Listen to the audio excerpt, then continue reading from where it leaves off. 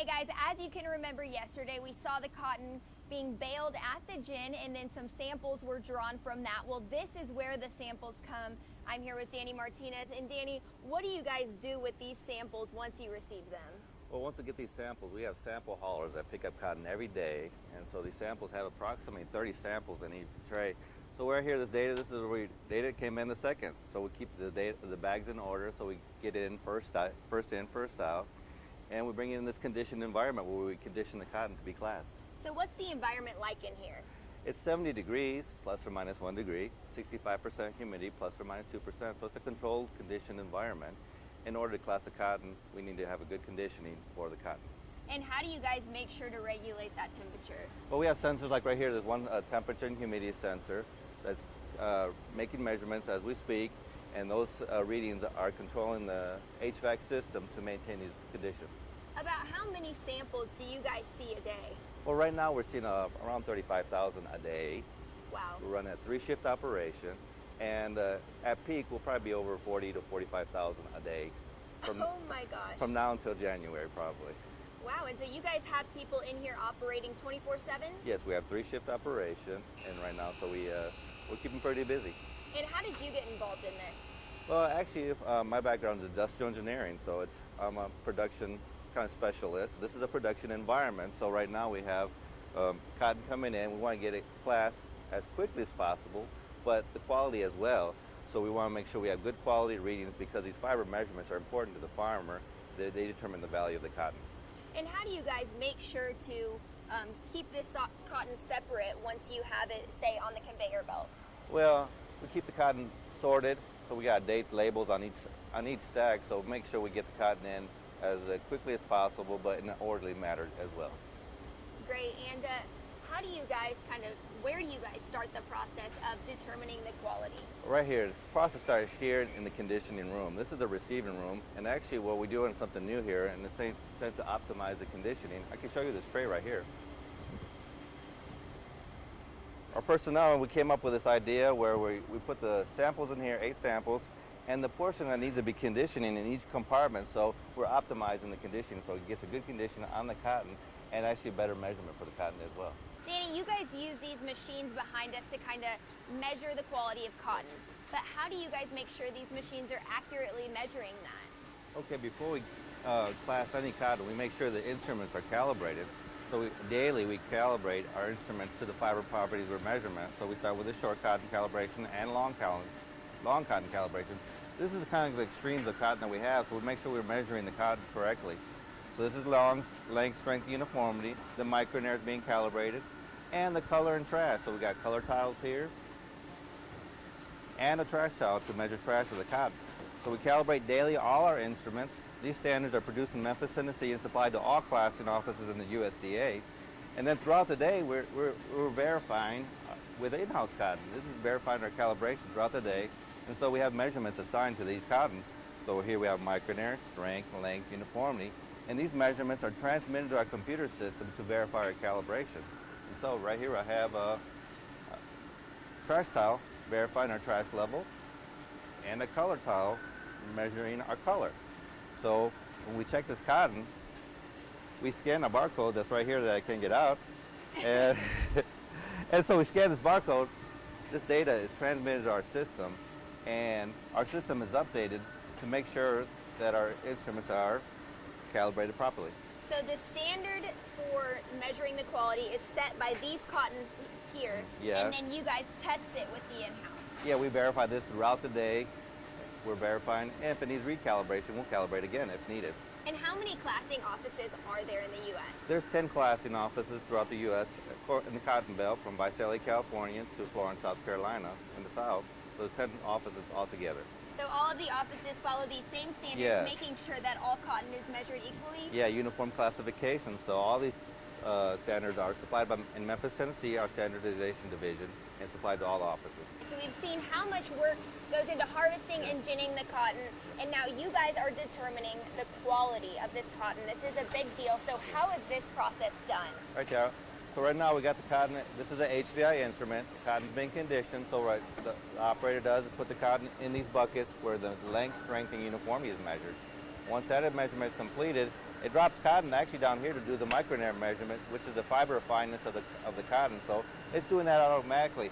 This instrument is the latest instrument, next generation instrument for the USDA. It's geared for automation, and last year we probably could get 100 samples an hour in our old instrument. These are capable of 130 samples an hour. Wow. And so how are you guys determining whose cotton is whose? So each sample has a barcode.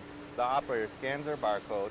After they start the length and strength uniformity, they put it in this compartment right here where it's actually measuring the color and trash of the cotton. So it's giving it a color grade based on the RD and plus B, which is the color measurements of the cotton, and the trash measurement, it gives it a leaf grade.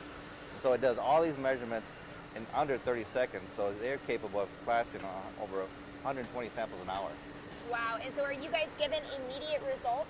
Yeah, these results are transmitted to our system. After the process on this, it goes to a final classer. Once it finishes the final classer, then it goes to the database where that data can be used for selling the cotton. And how have the qualities been this season? Oh, this cotton has been very good, very clean. We've had optimal harvesting conditions, but also the fiber properties have been excellent. Actually, sometimes off the charts where I have to open up my parameters to get the cotton through. Wow, that's incredible. And so when you're looking at the length and the strength, what is ideal? Ideal is long, strong fibers for spinning in the process. And that's what the cotton in the Lubbock area has been ideal, long and strong for making them clothes that we wear.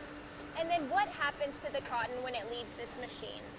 After it leaves this machine, it goes to the final classer where the manual classer looks for extraneous matter. And then once that process is completed, then it's done classing. We are learning about the last steps of classifying, so what are they? Okay, so after it finishes the instrument, it comes to the classer, and the classer opens up the sample, scans the barcode, and then proceeds to final classing. Right now our manual classer is looking for extraneous matter, and the main extraneous matter in this territory is bark, so she's looking for any presence of bark. If she doesn't see anything, she'll hit the enter key, and the process is complete. And so she just goes another sample. So we have 32 instruments right now, and we have 10 classers. We're in between shifts right now, and so we got people calibrating, and Judy right now, she's one of our supervisors, and looking for extraneous matter on the sample. So the good thing is this year, compared to last year we had heavy leaf and high extraneous matter. This year, very clean cotton, as you can see from the image there, and also very low extraneous matter, so that's very good for the farmers. So the farmers have been very happy with low bark calls on their cotton. So when you say that you guys are looking for bark in there, is it just like kind of branches and? Yeah, pieces of bark that are pulled from the cotton. I don't know if Judy can find a piece of bark, Judy. If there's any bark, we can find some. So she's go find there. So she found it. So if a sample has a trace, that's a little piece of bark that's pulled off the plant. So. And then what happens after the cotton is? She hits the enter key and the cotton's gone, then what happens? Well, after she classes it, actually we bale the cotton up so that this cotton is a U.S. property, not USDA property now. So we sell that as part of our income to pay for the classification process. So you guys take all of these samples that you guys get and bale them? Yeah, we bale them up. So we produce 500-pound bales, and we sell them in lots of 88. And so that's our two sources of income, are fees for the classification and also the selling of the cotton that we gather. That's so neat. And then how do you guys relay the information back to the gin or back to the producer on what the quality of their cotton is? So once it completes the classification process, all this data is entered in a national database, and we have a computer room over there. We have a lot of the data being stored in our computer room, so we have all the data stored, and then it's retrieved by the person who owns the cotton, and then they can sell it so the buyer and seller know what they're getting. Great, so they just log on to do that? Do you guys mail it to them? No, they log in and through the internet and pull the data to get their classification data. How long does it take these manual checks to go? Well, this classer right now, our instruments can class over 120 samples an hour. The classes are classing over 200 samples an hour. They'll class over, a good class will class over 1,500 samples a day. Danny, what steps do you guys take here at the classing office to ensure that you guys are producing quality data? Well, the main thing is we're a team here. And what I tell my employees is we all support different teams, but when we step in this building, we're Team Lubbock Cotton, and we all produce good quality data. So produce good data, we gotta make sure our instrumentation is maintained, clean, and ready to go to produce good quality data. So this machine is being checked, calibrated, clean, and ready to class high quality data. Another thing I wanted to show you was our TV monitor showing our data too. How often do you guys have to clean these machines and calibrate them? These machines are calibrated daily, but between shifts, we have 3 shifts, so between every shift, these instruments are clean. Oh wow, that's great. And you guys actually have an acronym here for team that you kind of tell your employees. What does that mean? Call it Team Lubbock Cotton. T stands for technology, and this is what I'm going to show you is our technology that we have. This is called Spot Fire Monitor here. So it's actually spot fire showing what needs attention. So what's in red needs attention, so that line needs instrument attention. So right now, our employees read the monitor, react, and correct the situation by spotting the fire. So if it's in red, then that means that they will go to that machine and kind of do a calibration? Yeah, calibrate as needed, and so they'll check that instrument, recheck it, and that red will turn to a green. And so it looks like most of them are green here. What would cause an issue that maybe it would need cleaning? Well, these instruments, cotton gets everywhere, so sometimes they're just caught in the wrong place, and it might cause the instrument to need cleaning. So if the instruments are clean, sometimes the cotton gets on the glass, so the glass will have so the instruments are cleaned daily just to produce good quality data. And you said that there's 3 shifts here, so we actually just saw a shift change. Yeah. I mean, are these people just working constantly to test all of this cotton? Yeah, we have 3 shifts. They're all seasonal employees, so after the season's over, so right now this is the day shift. We have an evening shift and also a midnight shift. So we have 32 instruments running, 10 classers classing cotton manually. We have a baler operator. We have a production assistant in the back. So we have a team of people with their specific role to get the job done. So will this rain that happened last night and that's scheduled in the forecast slow you guys down at all? I don't think it will. These gins have a lot of backlog, so if the gin has a lot of backlog of cotton, we won't miss a beat, and we'll keep classing cotton. We've kind of seen the whole process of the classification throughout the morning. So Danny, once they are done checking the quality of this cotton, what's next? The classer Sherry here is classing cotton, and she determines extraneous matter, but some of these samples are saved, so some of the samples are randomly selected, and so if that sample is selected, it's saved, and we do some internal quality checks.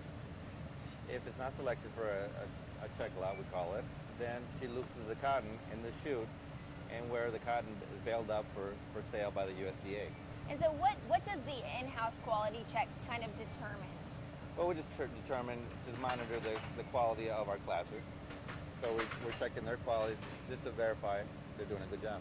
Alrighty, so once it goes down the chute, we're gonna head over to another room where it goes next, correct? Yes, it goes down the chute and it leads to this ductwork to our baler. Great. And about how long does it take to get through the chute? I mean, there's a lot of cotton probably traveling through there.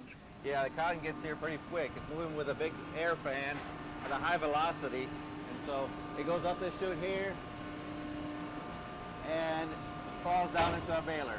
And so this is the baling room? Yes.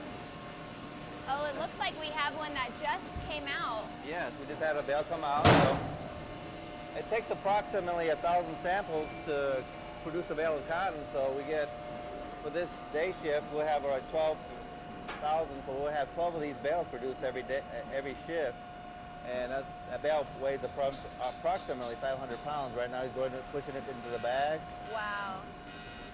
Yeah, we just saw one come out during the break, and it weighed 507 pounds. I mean, I can't even fathom. That's crazy. Yeah, these bales weigh a lot. There's a lot of cotton in each bale. That one weighs Check it out, 530 pounds.